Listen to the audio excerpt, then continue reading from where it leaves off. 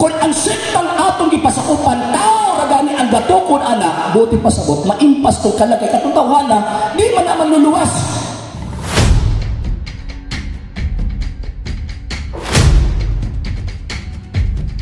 Buka ano eh. Imo pa sa madula, ana sa doon, kung makikatubang ganitag tao, pamayo yun o pangatahuran. Nakapamalandong ko sa pulong tao, kung may ganig tao, mabata, mahamtong, bababae o mga lalaki, basta tao, pamayo yun o pangatahuran, sumala pa niya. Pero ingon pa niya, pero doon, ayaw kumpiyansaan ng mga tawahanan na imong ipangayuang pangatahuran. Pag dili gani na mutubag, ay kumpiyansaan na kabasig mga umo na. Maayong buntag kaninyong tanan. Ay salamat o, nasa mga umo o ganda. Okay, so daghang salamat sa inyong tanan nga nagdawat kanamo dinhi. Actually, ang misyon sa The Catholic Apologist, pinaka number 1 is to i-inform nato ang mga Katoliko ang malig-on ang ato ang pagtuo. Nga naman kay daghan na kaayong mga Katoliko karong panahon na pero walay interest sa ato ang pagtuo. Kabantay mo sa ato ang mga JKKs, kabantay mo, ang manimba lang, suki lang ginin taon, katikista, kaabag, alagad, katikista, kaabag, alagad, katikista. Anong balik-balik mo na? Nga naman, tungod sa hinungdan na ang naa sa atong palibot, wala kaayong masayod unsa kadako kaimportansya ang atong pagtuo. Muna pangutan na mo, naa ba rin yun makaluwas? Naa? Wala? Wala, diba? Muli akong gingon. Di magkapuniyo ang tubag. Naa ba rin yung makaluwas? Naa? O sa pagod na o wala?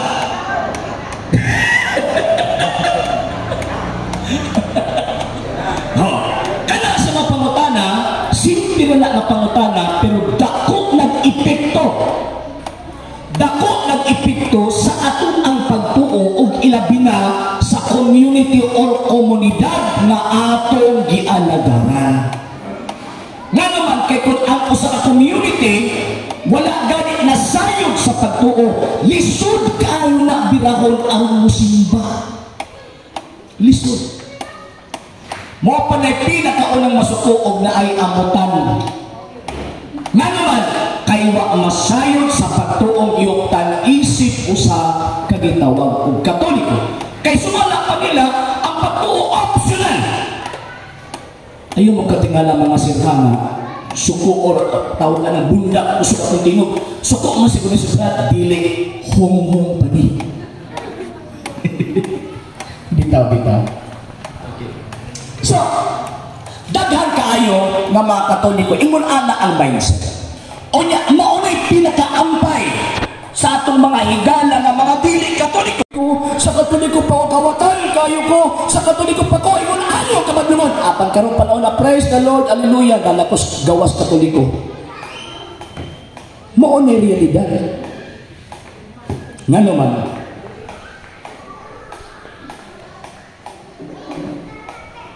kaya balang kasulatan nag-ingon.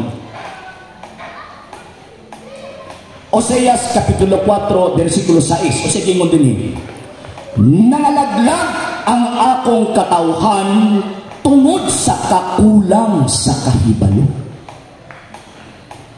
Mga di nato malimot ang kamatuoran nga daghang mga Katoliko mibiya sa pagtuong Katolika tungod kay wala sayran sa atong pagtuo.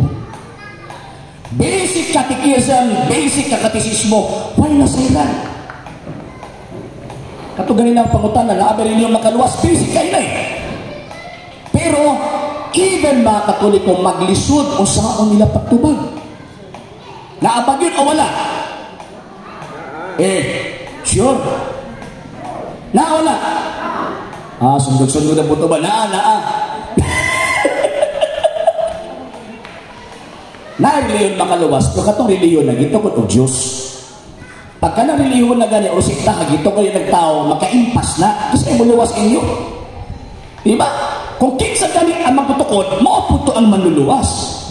Kung ang sektang atong gipasakupan, tao ra gani ang gatukod ana, buti pasabot, maimpas to kalagay katutawhana, di man naman luluwas. Ngano ako ang manigasulti? Again, ang objective sa lay Catholic apologist nga ni Ani Himigini to inform you.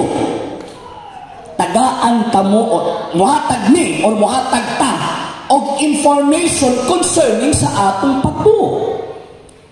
Kaya sabi niya, nagpasorbe si Pope Benedict XVI ni atong 2006. Out of 1.2 billion Catholics, 1.2 bilyones ka mga Katoliko na nilokop sa tibok kalibutan, abi ninyo pila na ka-porsyento ang naikahibalo sa pagtuo?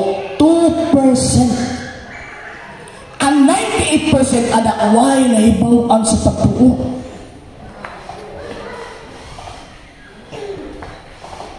Muna mo objective to inform you. Sa balaang kasulatan, musugot sa dili si Kristo nagtukod og iyang iglesia.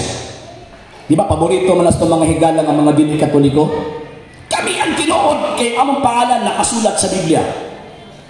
Kami ang tinuod kay nagsunod mesa unya ang kaatbang ni Sir Ramil unya, membro sa Society of Devils Administration.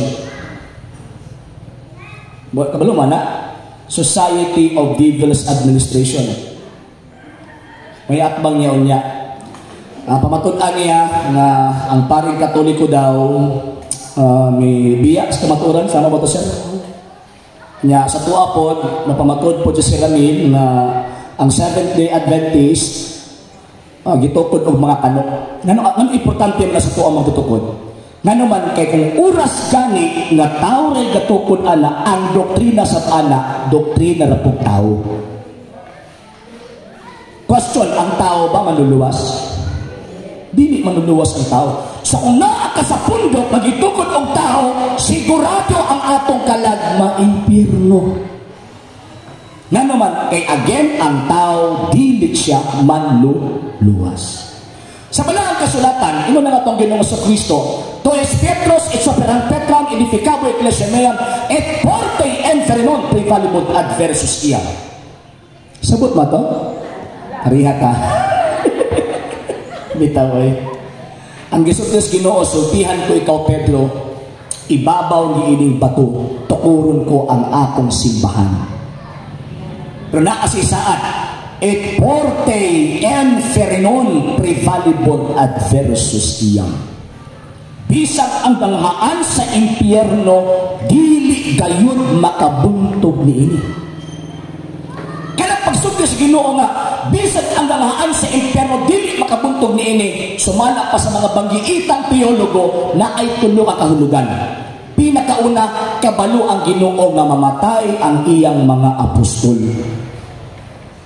Naingon niya, bisag ang lalaan sa impyerno di makabuntog, subuot ipasabot, bisag pag mga matay ang iyang mga apostol, magpabilin ka ng maong iglesia. Nga naman, o si purpose, 1 Timothy chapter 2 verse 4, ang iyang katuyuan kaluwasan. Mga dito, ipalapag sa tibok kalibutan, ang maong iyang simbahan, ang talang tao maluwas. Number 2, kabalo ang Ginoong Kristo na muabot ang panahon na diin tawag ini lutuson ang iyang iglesia.